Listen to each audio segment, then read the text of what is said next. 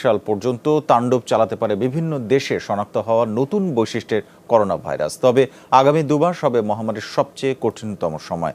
তাই দেশে দেশে লকডাউন বা কড়াকড়ি বাড়ানোর বিকল্প নেই, এমন সতর্ক অবস্থা দিয়েছেন স্কটিশ এক গবেষক। তিনি বলেন, সব দেশে ভ্যাকসিন পৌঁছানোর আগ পর্যন্ত স্বাভাবিক জীবনে ফেরার সুযোগ নেই। যুক্তরাজ্যে শনাক্ত হওয়া করোনার নতুন প্রজাতি নিয়ে আতঙ্কে গোটা বিশ্ব। ব্রিটেনের সাথে সীমান্ত এমনকি বিমান যোগাযোগ বন্ধের পরও বেশ কয়েকটি দেশে ছড়িয়েছে ভাইরাসটি। সংক্রমণ ঠেকাতে লকডাউনে যাচ্ছে অনেক দেশ। বিশেষজ্ঞরা বলছেন, আগামী 1 বছর পর্যন্ত ভয়াবহ তাণ্ডব চালাতে পারে নতুন প্রজাতির করোনা ভাইরাসটি।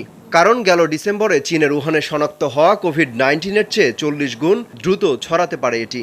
এক্ষেত্রে আগেভাগেই সাবধানতা অবলম্বনের আহ্বান এই বিশেষজ্ঞের। আমাদেরকে আরও সাবধান হতে হবে, কারণ এই ধরনের ভাইরাস সবসময় রূপ পরিবর্তন করে। যেহেতু এটি বহুগুণ দ্রুত ছড়ায়, সেক্ষেত্রে লকডাউনে যাওয়া বা কড়াকড়ি বাড়ানোর কোনো বিকল্প নেই। ভ্যাকসিন সব দেশে না পৌঁছানো পর্যন্ত আগামী 1 বছর সতর্ক অবস্থায় থাকতে হবে।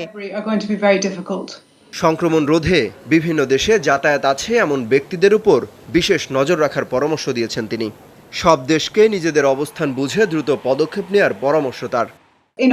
ভ্যাকসিন পাওয়ার ক্ষেত্রে প্রত্যেক দেশকে নিজেদের অধিকারটা আদায় করে নিতে হবে।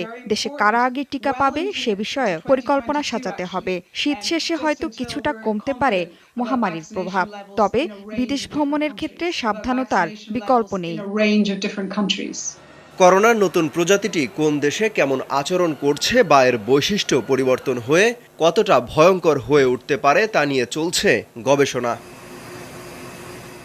অমিত হাসান রবিন, যমুনা নিউজ।